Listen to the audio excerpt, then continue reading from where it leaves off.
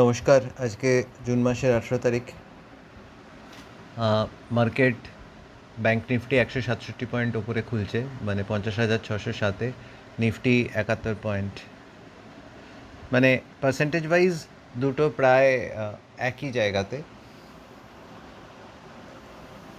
এবারে কালকের দিনের থেকে অনেকটা ওপরে খোলা মানে হচ্ছে নিচে প্রাইস অ্যাকশন কীরকম হবে সেটা দেখতে হবে।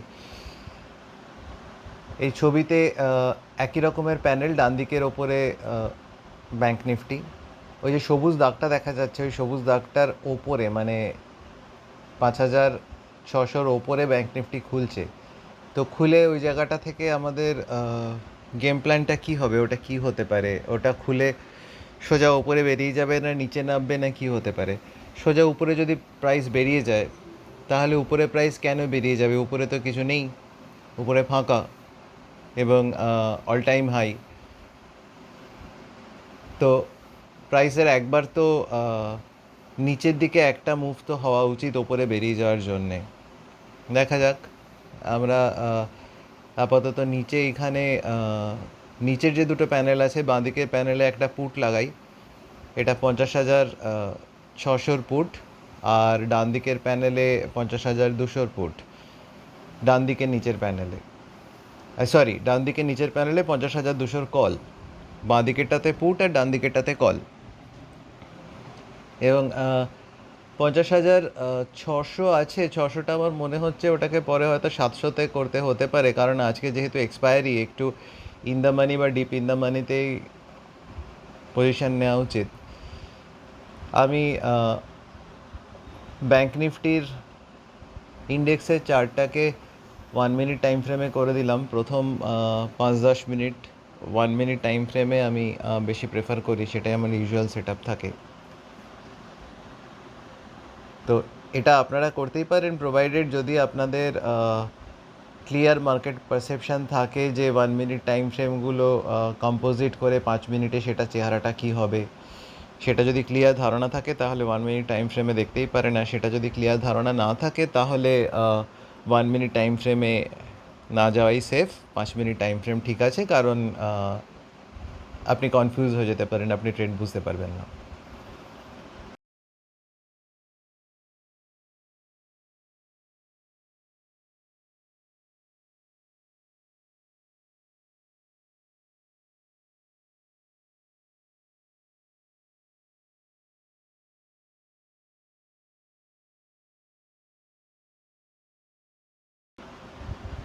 দেখা যাক। এখনও তো প্রায় 1-1.5 মিনিট বাকি আছে মার্কেট ওপেন হতে। তবে আমার যেরকম লাগছে, নিফটি কালকে সারাদিন একটা, আপনি যদি ডান দিকের ওপরে নিফটির প্যানেলটা দেখেন 5 মিনিটের টাইম ফ্রেমে, নিফটি সারাদিন ধরে একটা রেঞ্জের মধ্যে ছিল, তারপরে দিনের শেষে রেঞ্জ ব্রেকআউট করেছে। কাজেই আজকে ভেরি আনলাইকলি যে পটাং করে নিফটি আবার রেঞ্জের মধ্যে ঢুকে যাবে। নিচের দিকে এসে ওই রেঞ্জের মাথাটা ছুঁয়ে আবার ওপরে বেরিয়ে যাবে, এরকমই একটা ভিউ আমার আছে। এখন দেখা যাক মার্কেট খুলুক, মার্কেট কীরকম কী খোলে তার উপরে ডিপেন্ড করছে। আমরা পজিশন বুঝে, আমরা দুটোই কল পুট দুটোই ওপেন রেখেছি। পজিশন বুঝে যেরকম মার্কেট ওপেন করে যেরকম ফর্মেশন হবে সেই অনুসারে আমরা ট্রেড নেব। Now let's wait another 30 seconds to go.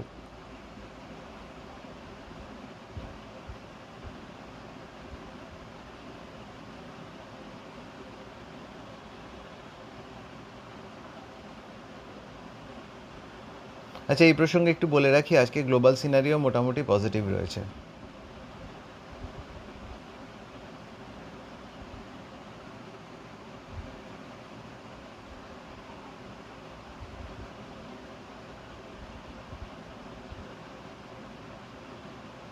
Market খুললো, নিচের দিকে একটা লম্বা বড় রেড ক্যান্ডেল হয়ে আগের দিনের রেঞ্জটাতে ঢুকছে। তো আমার মনে হচ্ছে আমার কলে এন্ট্রির জায়গাটা হয়ে গেছে।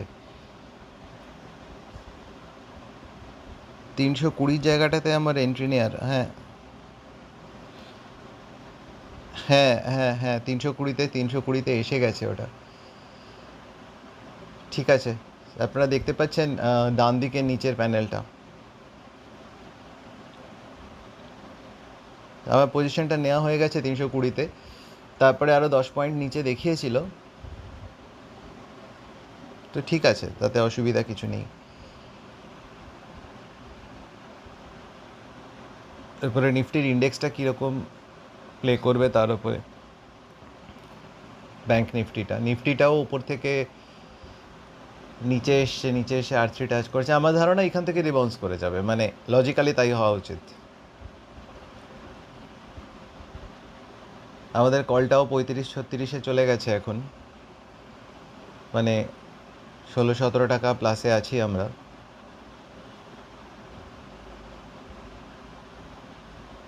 চল্লিশ ঠিক আছে, এটা নিয়ে আমি ভাবছি না, কারণ এটা যদি ঠিকঠাক আমি যেরকম গেমটা ভাবছি সেটা যদি হয়, তাহলে ব্যাঙ্ক নিফটি 50,800-র কাছাকাছি যাওয়া উচিত। তাহলে এখানে তো 100-3 পয়েন্ট তো পাওয়াই উচিত, যেহেতু এটা ইন দ্য মানি কল আছে।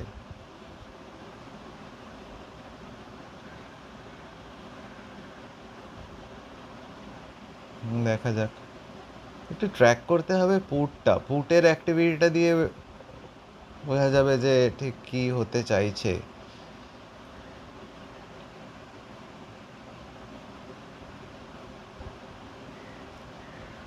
হ্যাঁ, এটা ব্যাঙ্ক নিফটিতে 1 মিনিটের টাইম ফ্রেমে আমার ট্রেডটা কনফার্ম হচ্ছে, মনে হচ্ছে একটা নিচে লম্বা ফলের পরে একটা ছোট রিভার্সাল ক্যান্ডেল হচ্ছে, সেটাতে করে। হ্যাঁ, এক্স্যাক্টলি।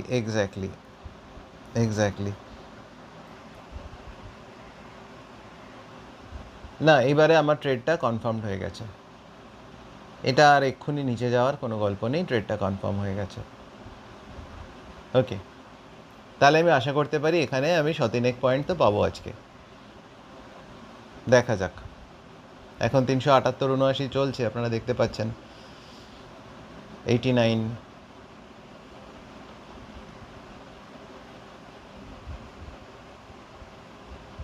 98।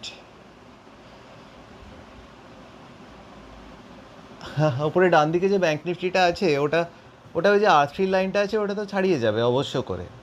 ওপরে যেখানে দেখছেন 50,800, ওই জায়গাটা অবধি তো পৌঁছানোর কথা, ওটা ছাড়িয়েও যেতে পারে, হিসেব তাই বলছে।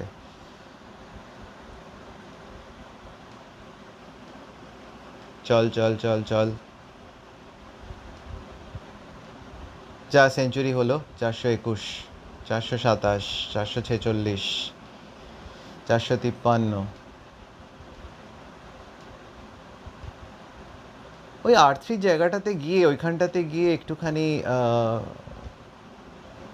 প্রাইস অ্যাকশন হবে ওই জায়গাটাতে, ওটা তো একবারে পেরোবে না, কিন্তু তার জন্য ওখানে পজিশন ছেড়ে দেওয়ার কোনো কারণ নেই। 50-60 পয়েন্ট রিট্রেস হতে পারে হয়তো।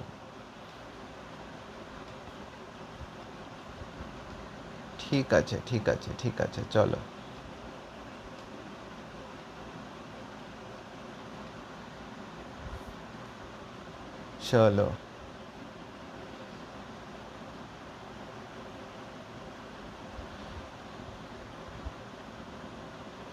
চলো, চলো। আচ্ছা, এখন অলরেডি 3:19 হয়নি এখনও, আমরা প্রায় 150 পয়েন্ট প্রফিটে আছি। দেখা যাক। হ্যাঁ, আপনারা দেখতেই পাচ্ছেন নিচে, ওই নিচে বক্সের মধ্যে একদম ডান দিকে একদম নিচে কোণে বক্সের মধ্যে প্রাইসটা বড় করে আছে, যদি কেউ চার্টে দেখতে না পান তাহলে ওখানে দেখা যাবে। হ্যাঁ, আমি যেটা বলেছিলাম সেটাই হচ্ছে। ওপরে 1 মিনিটের টাইম ফ্রেমে ওপরে নিফটি ব্যাঙ্কে ওই R3 রেজিস্ট্যান্সের লেভেলটাতে ওখানে একটা ছোটো প্রাইস অ্যাকশন হচ্ছে। প্রাইস তো ওটা একবারে পেরোবে না, ওখানে তো একটা রিজেকশন হওয়া উচিত, সেটাই হচ্ছে।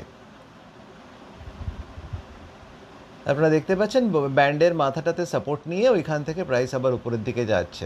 ওটা সেকেন্ড টাইম আরেকবারও রিজেকশন হতে পারে, কিন্তু থার্ডবারে ওটা বেরিয়ে যাবে। চার্টের প্যাটার্ন তাই বলছে। দেখা যাক আমার চার্ট রিডিং কতটা ঠিক হয়, মানে আমার যা মার্কেট নলেজ তাতে তাই বলছে।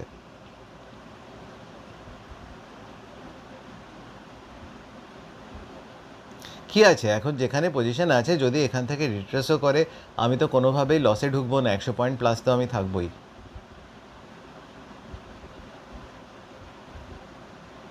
ঠিক আছে, একটু পুটটাতে দেখি পুটটার কি অবস্থা, পুটটা কি করতে চাইছে, কারণ ওদিকে কলটা বাড়তে গেলে পুটটাকে করেসপন্ডিংলি পুটের অ্যাকশনটা, যেহেতু আজকে এক্সপায়ারি, তো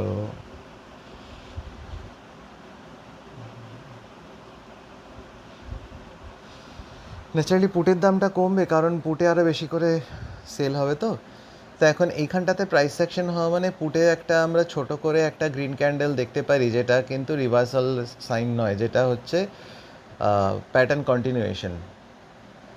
মানে একটা বড় লাল বারের পরে একটা ছোট পজ বলতে পারেন আর কি, তারপরে আর একটা লাল বারের ওটার কন্টিনিউয়েশন।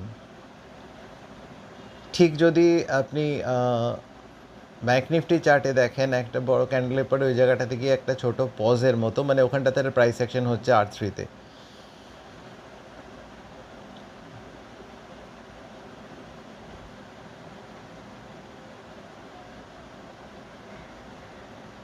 নিচে থেকে যখন ব্যাঙ্ক নিফটিটা ঘুরেছিল তখন এখন এই পুটের জায়গাটাতে দেখুন যেরকম একটা ছোট্ট ক্যান্ডেল আছে, সেরকমই একটা ক্যান্ডেল হয়েছিল। তাহলে কি আমি আশা করতে পারি যে এখানে ওই রকমই রিভার্সাল হবে?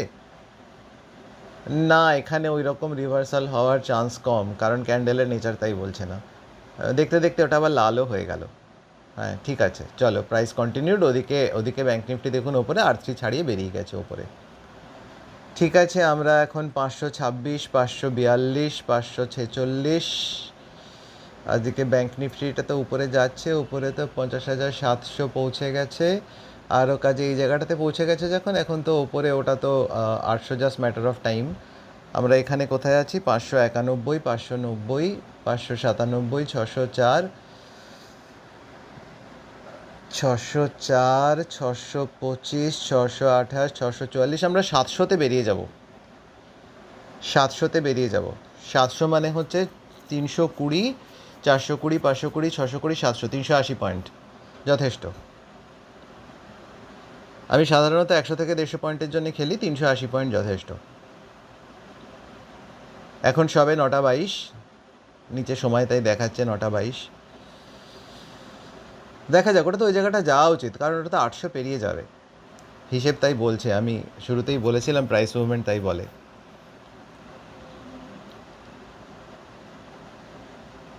575, 681, 694, 699, 700টা বেরোয়নি, 690, 684, 676, 700-তে বেরোয়নি, কিন্তু বেরোবে, কোনো চিন্তা নেই, নিশ্চিন্তে চোখ বুজে বেরোবে। 699 থেকে আবার ফিরে আসলো, যাবি কোথায়? 703, 702 বেরিয়ে গেছে। তাহলে আমাদের ট্রেড কমপ্লিট। এখন 9:24 বাজে, 380 পয়েন্ট আমরা ক্যাপচার করলাম 9 মিনিটে। এবার তাহলে ঘুমিয়ে পড়া যায়, আর তো কিছু করার নেই, একদিনের জন্য অনেক হয়ে গেছে, এর থেকে বেশি হজম করতে পারবো না। কিন্তু ওটা আরও বেরিয়ে যাবে, ওটা আরও উপরে যাবে, কারণ ওটা প্রায় 900-র কাছে তো যাওয়া উচিত। 724, 721, 715, 727, 732, 730। হ্যাঁ ঠিক আছে, এটি আমার কোনো আফসোস নেই।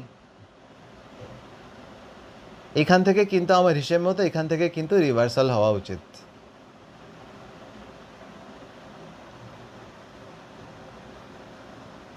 ঠিক আছে, হতে থাক, একটা সেল গেম এখান থেকে হতে পারে, দেখা যাক। তো আজকের মতো এখানে গুড বাই করি। 380 পয়েন্ট বুক হয়ে গেছে সকালবেলা 10 মিনিটের মধ্যে, আর কি চাই।